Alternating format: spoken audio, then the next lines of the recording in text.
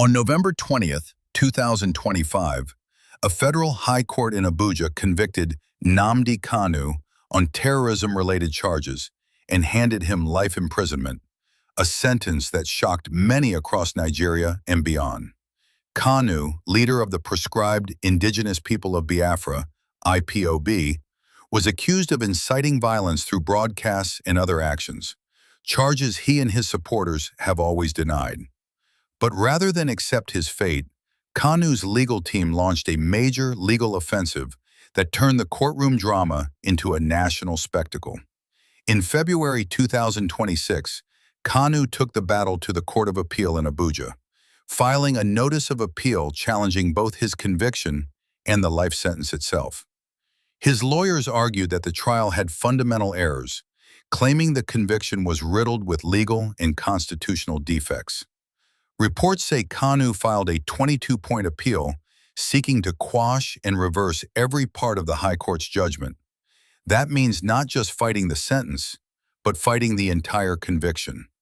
In their appeal, Kanu's legal team contends that the trial used laws that may not have been properly applied, failed to respect procedural fairness, and ultimately amounted to a miscarriage of justice.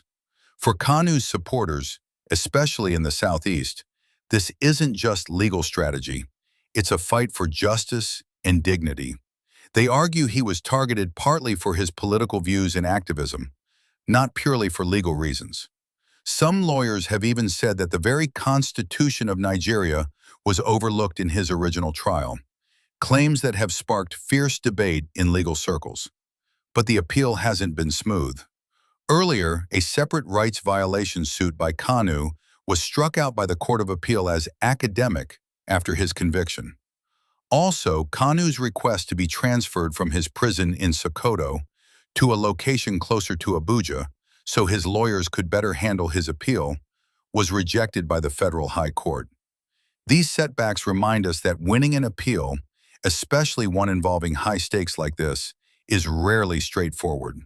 To millions of Nigerians, Kanu's appeal represents more than one man's freedom. It reflects deep tensions in Nigeria's legal and political landscape. Many argue that the appeal will test the country's commitment to fair justice and constitutional rights. Critics say the courts must be firm on terrorism and national security. Supporters claim the system is biased and unjust.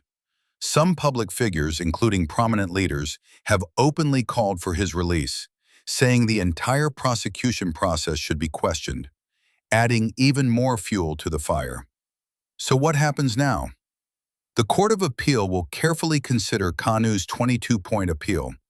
They could affirm the conviction, reduce the sentence, or even order a retrial, though any of these outcomes would be historic. And no matter what happens at the appeal court, the case could still move to the Supreme Court. This legal saga is far from over, and its outcome could reshape Nigerian jurisprudence for years.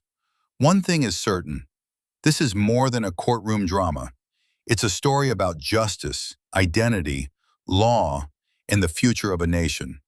What the Court of Appeal decides next may change everything. If you want more updates on this story as it unfolds, don't forget to like, comment, and subscribe. What do you think will happen? Comment below.